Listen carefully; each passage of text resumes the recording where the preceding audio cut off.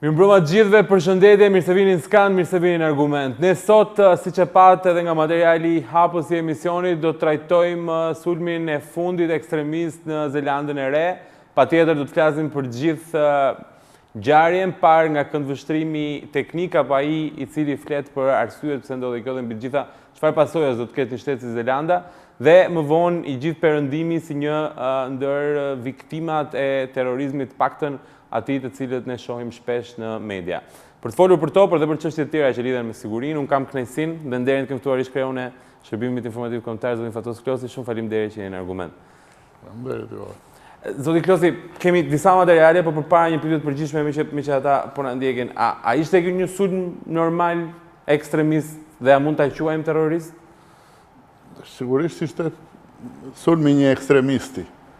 Tani ta quajmë terrorist apo jo, akti është terrorist, veprimi është terrorist sigurisht. Të vrasër 50 vet pas një arsye, pas një fitim, se nuk është luftë, që po thua po vret se po fiton.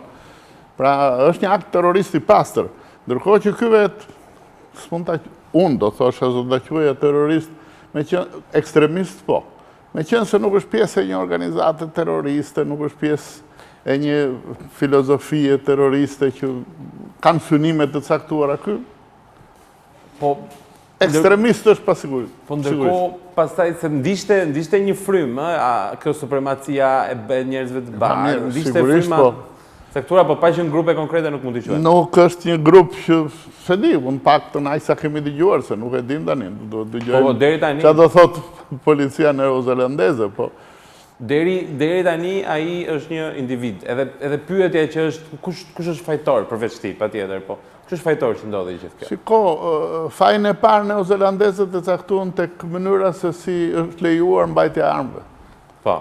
Ata për një herë kryeministën dëgjova unë që për një herë deklaroj që ata do të rishikojnë ligjin për armët, për të bërë ato një qikë më të rept, për të mos u lejuar dhe njerëzve që nuk janë qartazi, paqësor, të mbajnë armë.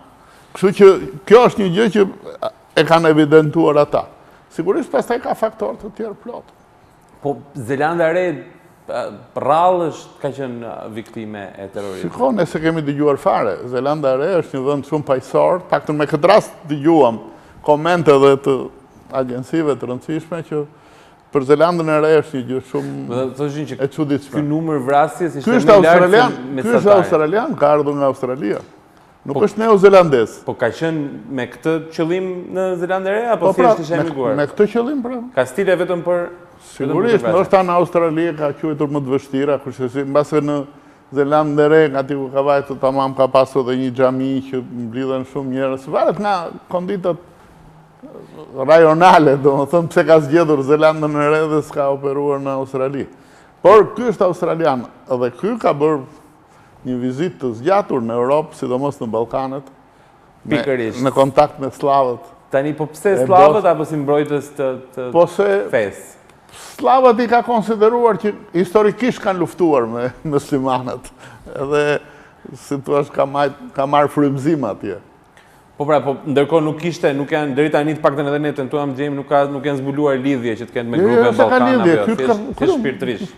Kush e di si ka histori, nuk e dim, por thash ka bërë paktën çka kishin deklaruar prindërit e tij ose shokët e tij që ka bërë një udhtim të zgjatur në Europë dhe kryesisht në Ballkanet. Dhe Ballkani natyrisht është një vend ku janë përplasur dy qytetërime, domethënë lindori i muslimanëve me kristianët. Ka qenë për 500 vjet luftë e vazhduar në kufirin verior të perandorisë turke. A duhet ta shohin patjetër Zelanda e Re, po edhe gjithë bota perceptimin dhe rrezikun ndryshe mbas këtij sulmi? Apo është një sulm se prandaj dua. Kjo është një rast si të gjithë shtetet i detyron të mobilizohen, të gjithë shërbimet, të gjithë policit i detyron të...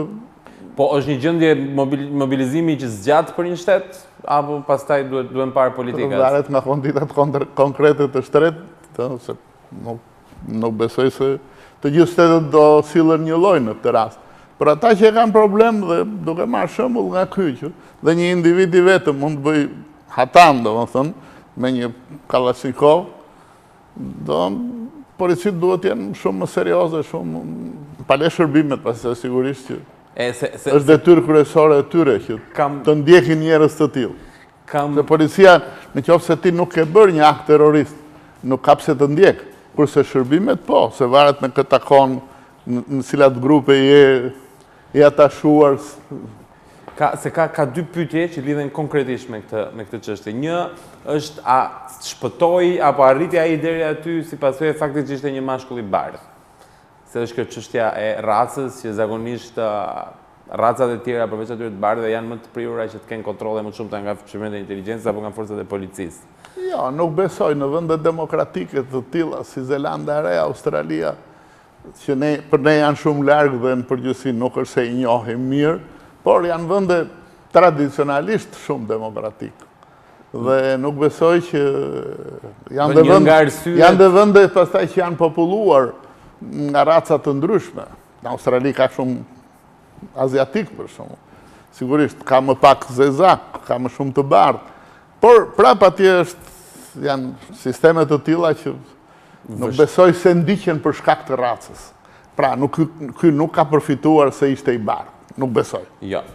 Po, a mund të themi që nuk po them dështim, po ama janë shfaqur të ngadalta Shërbimet e Inteligjencës në këtë rast? Jo, në rastin e këtyre terroristëve të vetmuar, po i themi, është shumë e vështirë dhe për shërbimet që ti parashikojnë veprimet e tyre. Se nëse ai s'është pjesë e një organizate, e cila është në vëzhgim nga shërbime dhe organizatat në përgjithësi janë, se janë nëpërmjet lidhjeve të tyre, financimit të tyre, do në shërbimet kam shumë mjete në dorë për të justifikuar ndjekjen e një organizate, kurse individet e vetëm është jashtëzakonisht e vështirë. Mund ta diun tani shërbimi çka kam në kokë unë dhe nesër dalë bëj një akt terrorist. Po, ndërkohë po ndodhin në botë për më shpesh. Kjo është tendenca. Mbas luftës së fortë që u bë organizatave terroriste, qoftë Al-Qaedës, qoftë Arsimit Shtetit, ISIS-it, edhe organizata terroriste në Europë, jo të Irlandës, jo terrorizmi i djathtë ose i majtë ka qenë në Itali ose në Spanjë. Do thënë, mbas luftës që i bëhet këtyre, do thënë, këto janë dobësuar, me thënë të vërtetën, dhe edhe për arsyen se shërbimet i kanë gjithmonë në vëmendje. Më të rrezikshëm janë bërë këta, terroristët vetmor. Dhe ata po shfaqen pra? Po jo, e kanë më kollaj ata. E kanë më kollaj. Po mund të jetë një strategji e vetë organizatave terroriste kjo për të angazhuar njerëz individ? Po dhe mund të jetë, kush mund të thotë që jo. Mund të jetë. Pra, Zelanda e Re me një arsye të veçantë nuk është gjetur deri tani. Pse Zelanda e Re? Paktën deri tani, unë po i ndjek lajmet, jam kurioz të di se, por s'kan gjetur gjë. Fare. A mundet dhe ju transmetoj vetëm shumë pak reagimet e tre krerëve shtetit, kryeministren e Zelandës së Re, presidentin Donald Trump dhe presidentin Erdogan nga Turqia, pasi ishin qëndrimet më të forta, le t'i quajmë, për këtë çështje. Ndjekim dhe kthehemi më njëherë. Ta janë njerëz që unë do t'i përshkruaja si ekstremistë që nuk kanë fare vënd në Zelandën e Re dhe në fakt nuk kanë vënd në botë. Në këtë fazë nuk kemi ndonjë arsye për besuar se ka të dyshuar të tjerë. Shërbimet e inteligjencës dhe policia kanë vendosur të gjitha burimet e tyre në dispozicion të situatës. Forcat e mbrojtjes aktualisht po transportojnë staf shtesë policor. Niveli i forcave të sigurisë kombëtare është rritur. Dua të garantoj njerëzit se kjo është për të siguruar që të gjitha agjencitë tona po reagojnë në mënyrën më të përshtatshme të mundshme. Ngushëllimet e mia më të sinqerta shkojnë për njerëzit e Zelandës së Re pas masakrës së tmerrshme në xhami. 49 njerëz të pafajshëm kanë vdekur në mënyrë aq të pakuptimt dhe aq shumë të tjerë kanë mbetur të plagosur rënd. Shtetet e Bashkuara të Amerikës do të mbështesin Zelandën e Re me çdo gjë që mund të bëjmë. Zoti i bekoft të gjithë. Hatta yeri geliyor. E dënoi fort sulmin ndaj muslimanëve në Zelandën e Re, të cilët u bashkuan për lutjet e së premtes.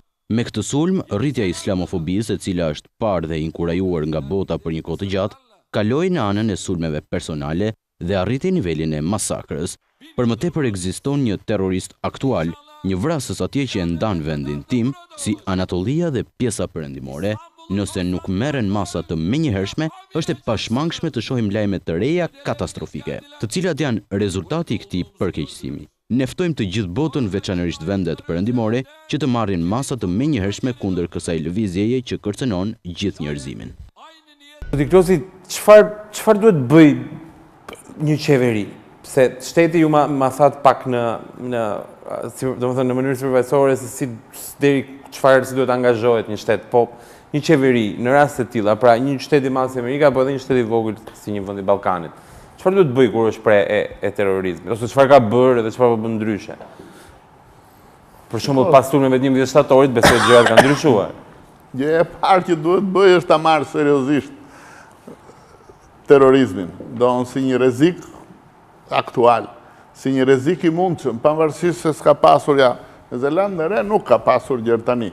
Por kryeministri tha që shërbimet, policia, ne kemi marrë gjitha masat, shteti do të tregohet më i vëmendshëm me të tak.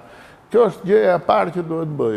Të mos e quaj më vendin të pa prekshëm nga terrorizmi. Ose e thënë ndryshe, terrorizmi nuk është i interesuar për vendin e tij.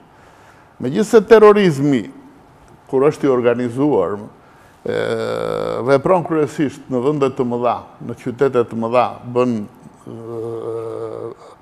aktivitete të mëdha, me qenë se pjesë e strategjisë së tij është që të bëj buj, që të bëj efekt, edhe psikologjik të njerëzit, por ka dhe raste të tilla si ky vetmuari që edhe ky e ka pasur në mendje këtë gjë sigurisht. Do të tregoj që shiko, unë sakrifikoj, se gjithë sakrifikojnë. Terroristët e kanë marrë parasysh edhe rastin më të keq që mund dënohet, mbase në Zelandën e Re nuk ka dënim me vdekje, po. Mund të vdesin. Po dhe mund ta vrasin. Ndodh normalisht, për ta ndërprerë një akt terrorist, policia dhe mund ta vrasë terroristin. Kështu që kur i hyn një valle të tilla, ata e kanë parashikuar dhe edhe këtë gjë. Mendje të prishura janë në fundit. Nuk çuditem pse e kanë parashikuar dhe vdekjen e tyre.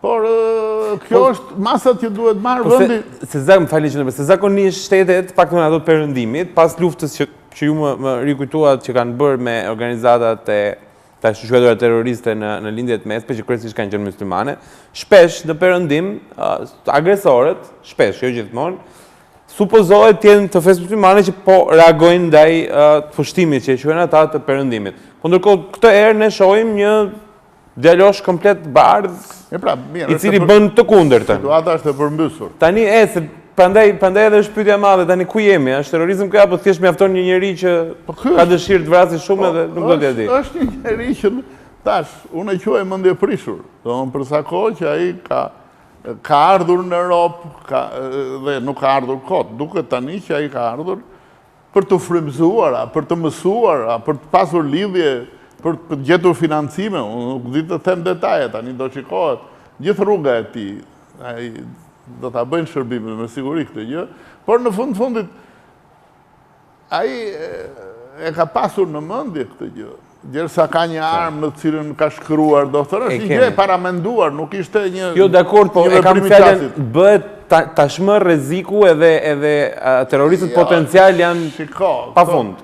Unë këtë e quaj rast shumë të veçuar. Po? Rast të veçuar, do thënë, nuk është e zakonshme një gjë tillë. Në përgjithësi gjërë tani kemi parë terrorizëm nga ana tjetër, do thënë. Njerëz që e quajnë veten të shtypur, njerëz që e quajnë veten historikisht të margjinuar, do thosha. Tashmë dhe të pushtuar, do thonë, për arsye të ndryshme, po në fundit njerëz që nuk e konsiderojnë veten të barabartë me shoqërinë ku jetojnë, gjithmonë konsiderohen të dorës dytë ose dorës tretë, si thua organizohen më kollaj në këto organizata terroriste në mënyrë që në një farë mënyrë sikur marrin hak, sikur. Po ndërkohë tani kemi edhe kraun tjetër. Tani është dhe kraun tjetër, po se quaj, thash, kraun tjetër një lloj me atë të parin. Pse? Se nuk ka ndodhur shpesh këto gjëra, kjo është një gjë shumë e veçantë. Bëjë sa dhe ty dhe mua na bën përshtypje, që dori dhe një i bardh tani që po vret. Po, sa ka ndodhur terrorist ka ana tjetër, ka ndodhur shumë. Kështu që këtë unë me drejt theme do ta quajmë rast të veçuar. Në qoftë se pastaj siç paralajmëroi Erdogani që duhen marrë masa, duhet ta marrin seriozisht më të tash, atëherë do thoshim që po luftohet tani midis dy krave. Po jo zyrtarisht ama. Është akoma herët ta themi këtë gjë se Jo, dhe destabilitet nuk I duhet, besoj, askujt. Për më tepër në këtë Unë nuk I këtë justifikoj terroristët naturisht, po e kuptoj në qikë më mirë pse. Ata njerëz që unë I quajta të marginalizuar, dohën shkojnë drejt terrorizmit. Ndërkohë që nuk do të kuptoja pse evropianët do shkonin drejt terrorizmit. Ka pasur prapë të marginalizuar evropianë, si që janë baskët, si që janë irlandezët, që kanë qenë kombe të pushtuara, që kanë luftuar. Dhe kanë bërë terrorizmin e tyre. Dhe kanë bërë terrorizmin e tyre, normalisht. Ka pasur dhe terrorizm ideologjik, qoftë të djathtë, qoftë të majtë, në Itali për shumë, ose edhe në Spanjë. Pra, të gjithë kanë quajtur veten, unë quajnë veten qytetar jo të klasit parë. Do në qytetarë që kanë qenë në I farë mënyre të diskriminuar. Po ata janë ndoshta më të predispozuar. Dhe si thua, drejtohen më kollaj drejt terrorizmit. Ndërkohë që europianët, më përgjithësi, nuk dua të them të bardhët, europianët, edhe amerikanët dhe australianët, se ai australian është, nuk besoj se ndjejnë veten kështu. Kështu që janë vetëm njerëz mendje prishur, do thosha unë si ky që bëjnë akte të tilla. Kurse nga ana tjetër thash, nuk e justifikoj, po është çik më e justifikuar.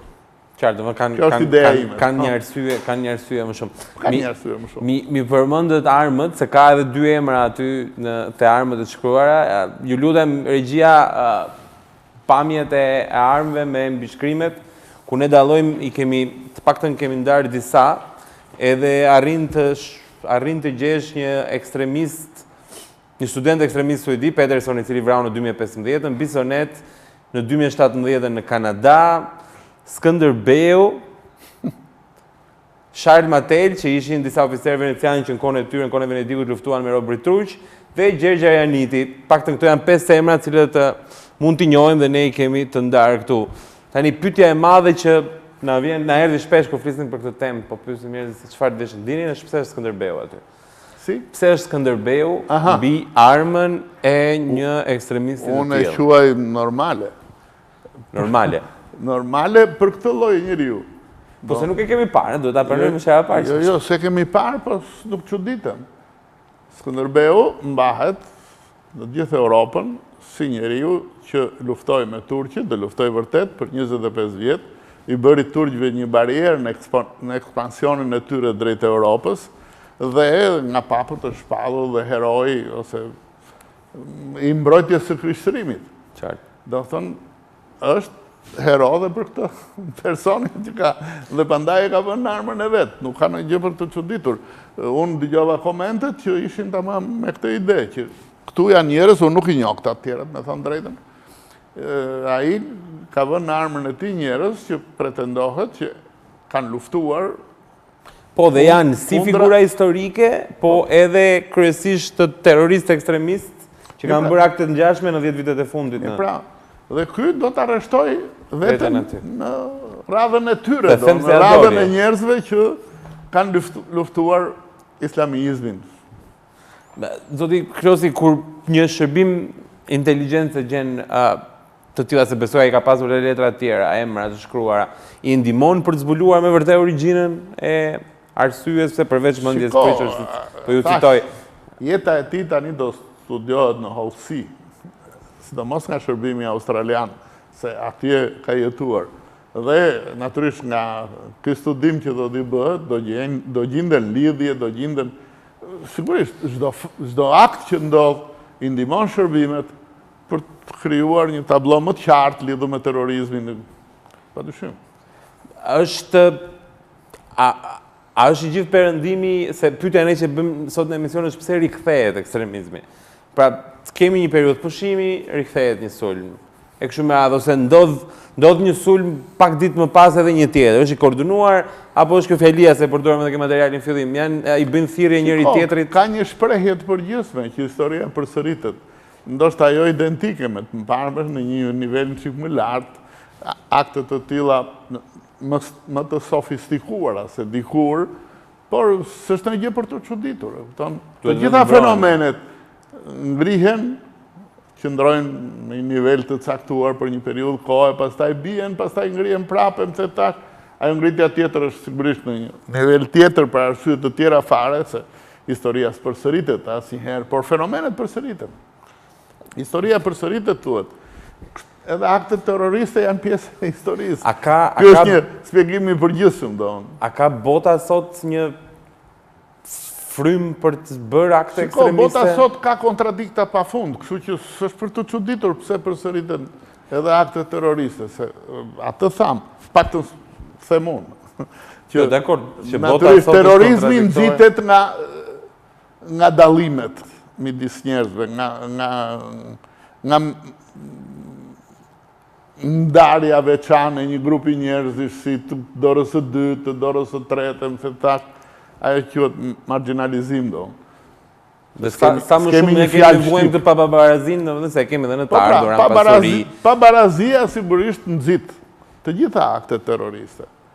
Nxit kontradiktat midis grupeve, klasave, më thash, është një dukuri e hershme. Kemi patur sot do dua shumë të pyes edhe për këtë, po thjesht tani, me që jemi tani afër, ne zbuluam, kemi materiale shqetësore numër 2 për sulmet e sotme në Holland.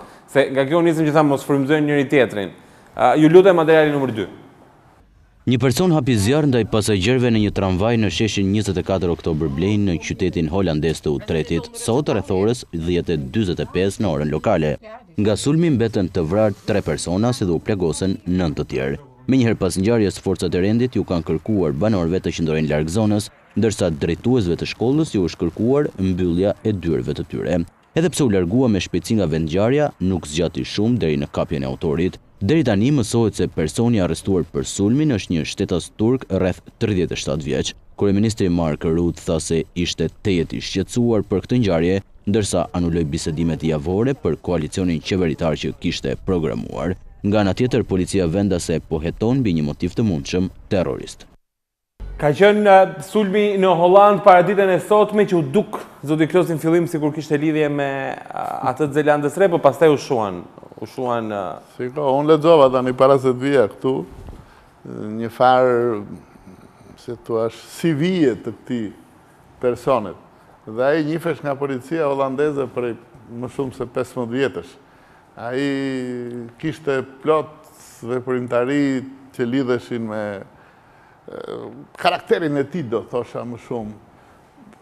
Tentativa për vrasje, tentativa për dhunime, rëmbime, vjedhje, më thash, kështu që ishte një njeri vështirë me sa duket.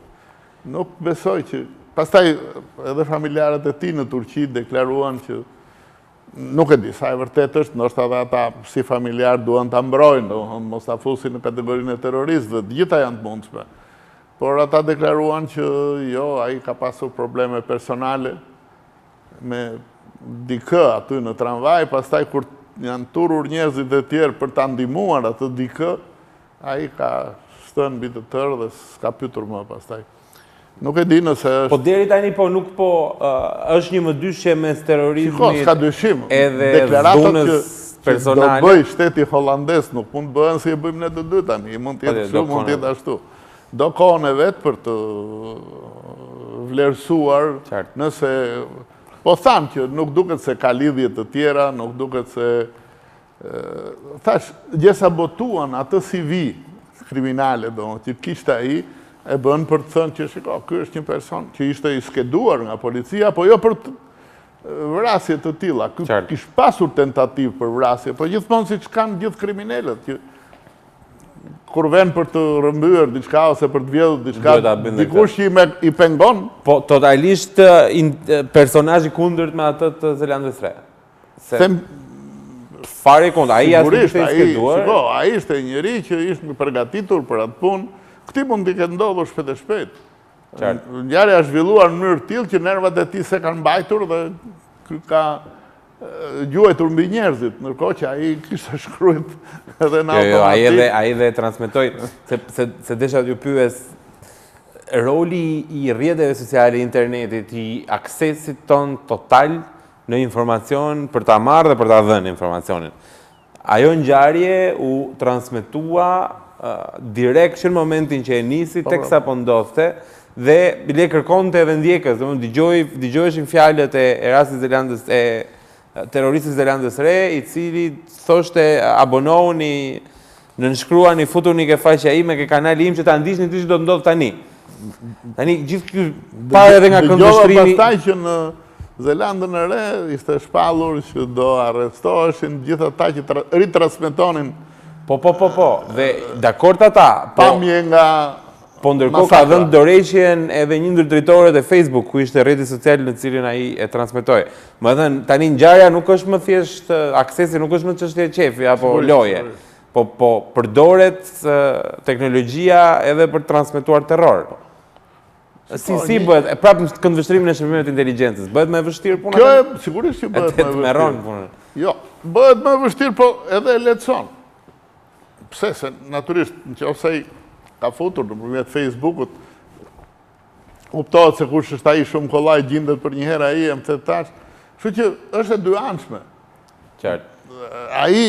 Ati lehtësohet puna për të bërë atë që ka ndërmend, ndërkohë që edhe shërbimi dhe policisë lehtësohet puna për të arritur tek ai dhe tek motivet e tij, pastaj edhe tek rrethi i tij, se kjo është kryesorja, domthonë ai ka qenë vetëm. Në qoftë se ka qenë vetëm, do mbyll ky muhabet, po me siguri ai ka pasur shok dhe miq me të cilët ka diskutuar, do shkohet ke ata. Dhe pastaj do shikohet që diskutimi me ta ka qenë shoqëror, kështu apo ka qenë i organizuar dhe për këtë qëllim. Jo, është ka të mirat dhe të këqijat si çdo gjë, edhe Facebooku edhe interneti. Kështu që shërbimi i inteligjencës mund të vuajnë, po edhe mund të përfitojnë. Sigurisht. Zoti Klosi, kam edhe disa pyetje, sepse edhe në Shqipëri sot është përmendur fjala terrorist, po më lejoni shumë shkurt një aktësi publicitar, kthehemi për pak minuta. Jemi rikthyer në studio, me mua kam kënaqësinë të kem zotin Fatos Klosi, po trajtojmë dy sulmet e fundit, kryesisht atë të Zelandës së Re, i cili vrau rreth 50 vetë dhe plagosi 40 të tjerë. Një sulm i tmerrshëm, i cilësuar akt terrorist, autori është arrestuar e tani pritet të shpahet vendimi. Një sulm i cili solli dhe rishikimin e politikave të shitjes së armëve nga e gjithë qeveria neozelandeze. Gjithashtu dhe një sulm në Holland, por që deri tani nga informacionet po shohim që nuk është në nivelet e një akti terrorist, por kryesisht një, po e quajmë krim pasioni. Zoti Klosi, përpara pse ju thash është përmendur dhe fjala terrorist në Shqipëri ditën e sotme, nuk ka lidhje me këto Zelandës së Re apo të tjera, po fjala është përmendur mbas shumë kohësh, paktën zyrtarisht. Po përpara, Shqipëria, meqense që ta mbyllim çështjen e shteteve. Shqipëria, Zelanda e Re nuk ishte fare. Përballë kësaj, Shqipëria është një shtet që mund të rrezikohet nga një akt terrorist më shumë se një tjetër? Jo, ashtu siç i kuptoj unë aktet terroriste, siç them që jo, Shqipëria nuk... Tani akte terroriste? Jo, mirë, po siç janë pranuar gjërë tani. Këta të vetmuarit është shumë e vështirë të thuash. Janë mendje prishur dhe nuk ka asnjë shërbim ose polici të botës që ti kap. Ti shikon që ndodh në Amerikë, futet ai me një armë automatike në një shkollë dhe vret nxënës. Absolutisht nuk e parashikon dot një gjë të tillë. Këta janë njerëz mendje prishur që mbase po ta dish që përpara, po këtu është çik më e vështirë se në Amerikë sa ti shiten armët kollajfare, kurse këtu mbajtja një armë pa leje konsiderohet krim. Do është më e vështirë, por edhe këtu ka armë. Po armë në Shqipëri? Ka plot. Por them që Shqipëria nuk është e rrezikuar. Është një vend i vogël ku terrorizmi nuk do bënte shumë efekt për atë që ka qëllim, një nga qëllimet kryesor, që të bëj buj, që të deklaroj që jemi dhe neve, që jemi kundërshtar të kësaj politike. Me fjalë, ka një qëllim të fuqishëm propagandistik terrorizmi. Aktet terroriste prandaj bëhen, se nuk është se duke vrarë ca njerëz në një redaksi reviste për shembull në Paris, ti fiton në një gjë. Gjithë problemi është efekti që bën në publik. Dhe diskutimi që bëhet nga mbrapa. Pse e bën, si e bën dhe del pastaj kush ka qenë qëllimi i tyre dhe zakonisht sa më i madh shteti, aq më shumë bëjnë. Kanë zgjedhur Parisin, kanë zgjedhur Londrën, kanë zgjedhur Tokion, kanë zgjedhur qytete të mëdha ku efekti është shumë i fuqishëm. Tani Shqipërinë, të paktën terrorizmi ndërkombëtar, po them ose kështu. Edhe i shtyllash në erën të ta. Do shkojmë aty. Po ja, ne kemi nxjerrë një indeks global sigurisë. Shqipëria nga viti 2017, se ky është i vitit kaluar, është përmirësuar me 6 vende, që shohim gjyra e Shqipërisë është një e verdhë që përfaqëson besoj nivelin e 3 të rrezikut, duke konsideruar 6 apo 7 nivele rrezikut. Nuk e kemi konsideruar, unë të paktën, edhe për ato vite që kam qenë në shërbim, dhe nuk e kemi konsideruar Shqipërinë vend i rrezikuar nga terrorizmi. Po, nga informacionet tua këto vitet e fundit, me qenë se aktivitetin është intensifikuar i terrorizmit. Shtohet ai. Jo në Shqipëri, po në botë, them, shtohet. Shiko, sigurisht shtohet. Por dhe ne mbetemi bashkë në botën. Kemi qenë vend jo i rrezikuar, do thosha mbetemi. Rritet probabiliteti dhe këtu, nëse ka qenë... Ne kemi reaguar me sisteme sigurie, me shërbime inteligjencë specializuar. Sigurisht, shiko, ka një, në shërbimin informativ, ka një drejtori që është këgja e fuqishme, që është antiterrorizmi. Dhe kjo drejtori punon në bashkëpunim shumë të ngushtë me shërbimet rajonal dhe me shërbimet e mëdha të botës. Do thënë është një drejtori partnere me gjithë drejtorit përkatëse të shërbimeve të tjera. Pse se terrorizmi ka dhe këtë karakteristik, që ja si ky. Është një australian që vajti në Zelandën e Re për të bërë një akt terrorist. Terrorizmi nuk njeh kufi. Po ti shikosh, do thënë, kështu që dhe punët e shërbimit nuk duhet njohin kufi, duhet ketë një marrëdhënie shumë të ngushtë midis shërbimeve të ndryshme. Për shembull, ne kemi bashkëpunuar në shërbimin izraelit, në shërbimin francez sigurisht që ata kanë probleme me terrorizmin, të parat janë amerikanët, po dhe me englezët, edhe me gjermanët, do thënë, me gjithë ata shërbime që janë të interesuar për luftën kundër terrorizmit. Në nivel global, Shqipëria për ta ishte një vend që është përdorur dikur nga terrorist, jo për veprime terroriste, po për të fshehur nga kërkimi që i bënin shërbimet e mëdha, pse Shqipëria ishte një vend që jashtë radarit. Ishte jashtë radarit ca kohë. Pastaj në vitet 92, 93, 94 dhe më vonë këtu pati një dyndje të bamirësive nga vendet e lindjes së mesme, u ndërtuan shumë xhami, u ndërtuan u hapën shkolla dhe erdhen plot mësues bamirësa, vërtet bamirësa, njerëz të mirë, domethënë erdhen në Shqipëri për të ndihmuar në ringjalljen, si thua, e edukatës fetare, midis tyre erdhen dhe terroristë që e shfrytzuan këtë fakt për të fshehur në Shqipëri, po jo për të bërë akte terroriste. Pra, duke patur impakt vogël. Nuk janë mundësit në Shqipëri. Akte terroriste të veçuara, po, nuk tash, ato i ndaj veç se janë gjëra që s'mund t'i parashikosh absolutisht. Por akte të mëdhaja terroriste që kërkojnë një organizim, Shqipëria si vend i vogël nuk i krijon asnjë lloj mundësie. Këtu për një herë dallohen të huajt, për shembull. Në Francë nuk bëjnë përshtypje. Si një Franca është teren i vështirë. Kurse këtu është teren shumë i vështirë. Ne e njohim njëri tjetrin.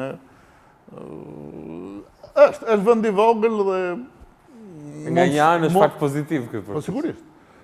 Mundësitë e komunikimit në Shqipëri nuk kanë qenë të kollajshme, dhe hyrja dalja nuk ka qenë e kollajshme.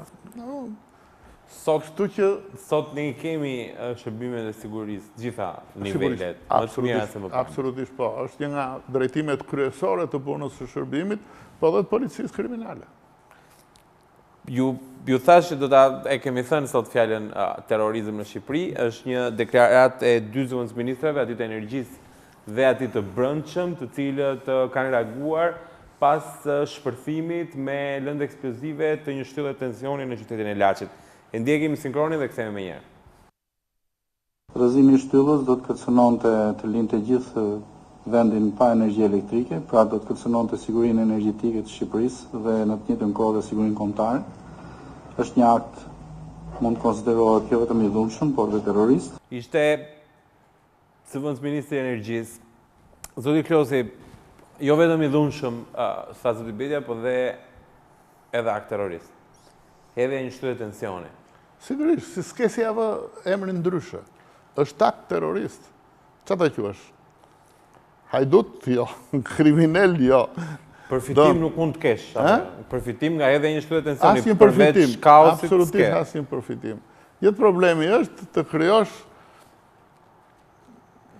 destabilizim në një farë mënyre. nuk është destabilizimi sigurisë, po destabilizimi jetës përditshme të njerëzve. Ti bësh njerëzit të ankohen nga qeveria. Po, pse edhe kur hidhet në herë një shtyllë tensioni ka Sigurisht, po ngelin pa korrent. Ngelin pa energji elektrike, por. Nuk e din arsyen. Jo, edhe po ta din. Ka për detyrë qeveria, thonë. Të na sigurojë energji elektrike, të ruaj shtyllat e ka për detyrë qeveria. Do thënë, akt, për mua qëllimi shumë i qartë. Është një formë për të krijuar një situatë jo normale. Pra, do ta quaja në kuadrin e gjithë këtyre shprehjeve që po përdoren destabilizimi. Edhe lidhur me situatën në cilën ndodhemi thonë ja? Sigurisht. Duhet jetë lidhur? Sigurisht, sigurisht, po shiko, hedhja në erë një shtylle, tensioni. Shqipëri ka ndodhur pafund. Shiko, ka ndodhur gjithmonë në situatat të ngjashme. Në situatat të ngjashme. Kur bëhen protestat e forta të PD-s në Tiranë, hedheshin shtylla në Laç. Kam qenë në Shërbimin atë kohë, mbaj më mirë atë kohë. Do të thënë, të gjitha këto janë sinkron me atë që ndodh në Tiranë. Edhe tani, gjitha e zhurmë që e madhe që po bëhet se si do rrëzohet qeveria me dhunë apo pa dhunë, si që tha sot, ai deputeti i PD-s, ja harrova emrin tani se s'ka kuptim të mbash mend emrin e tij. Do të thënë, të gjitha këto frymëzojnë, nuk them, po më bëri përshtypje dhe ideja që ka dalë PD-ja, ka thënë si jemi neve. Po, ja, për një farë mënyrë është shfaqsuar të dyja palët, po. Pra, është ajo që ti që ka mizën në kësul.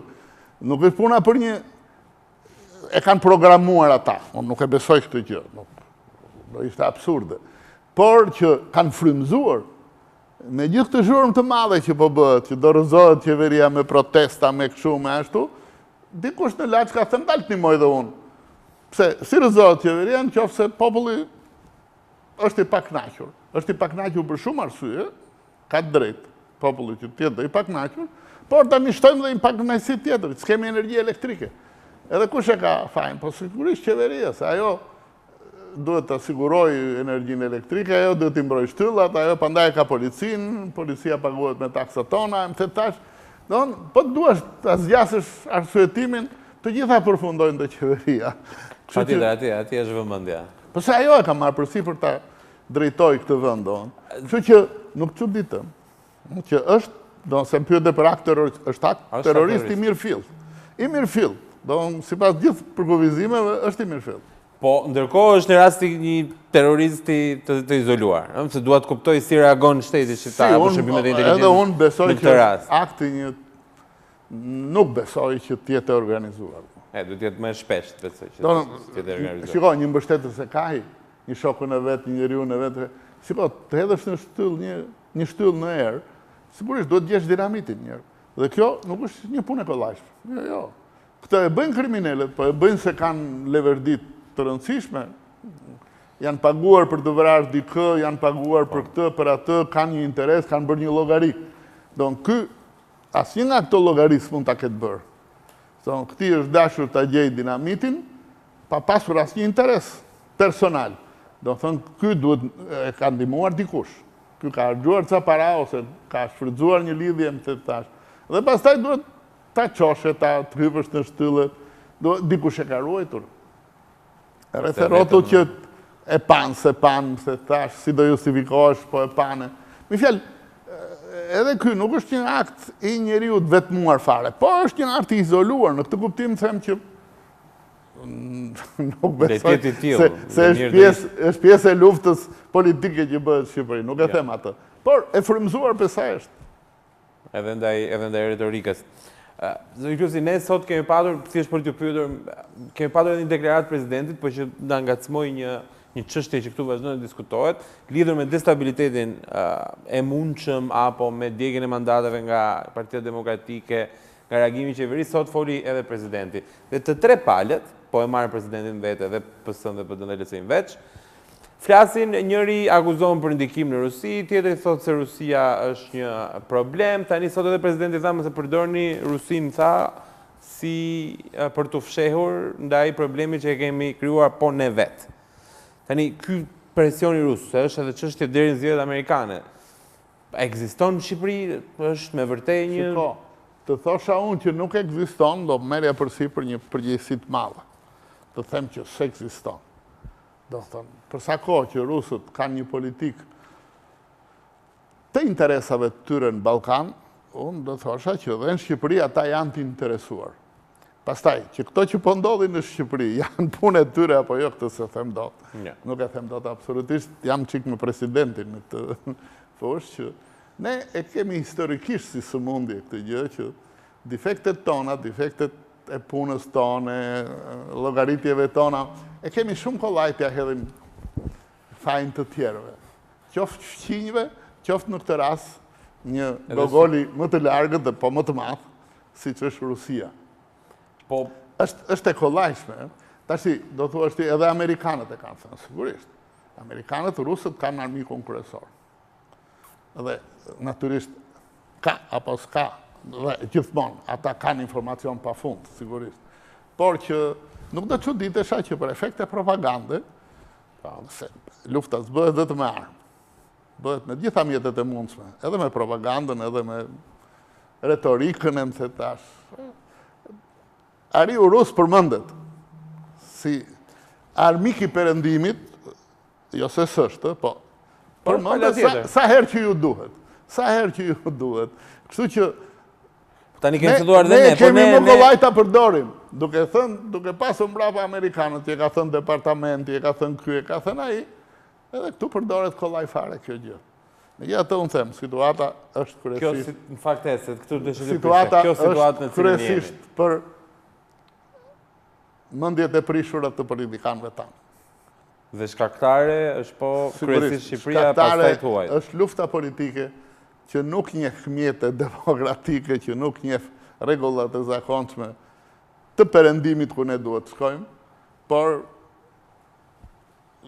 bëhen dhe të tilla gjëra, dhe unë po e shoh tani kritikën e fortë dhe ambasadorja gjermane sot të kishte thënë që lufta politike bëhet në parlament. Debatet bëhen në parlament. Po dogje mandate, po shkove në parlament, do të ke humbur drejtën me bë debat. Kështu e përkthej unë. Ti si e pjesë e luftës politike pastaj. Ajo që po bën ti s'është më politik. Ajo që po bën ti është më e keqe se po politika. ndërkohë je forca e dytë politike më e madhe. Po mirë, po kjo është fatkeqësia, se po ta bënte këtë politikë. Të themi partia demokristiane, po them, mos ta çante kokën njeri.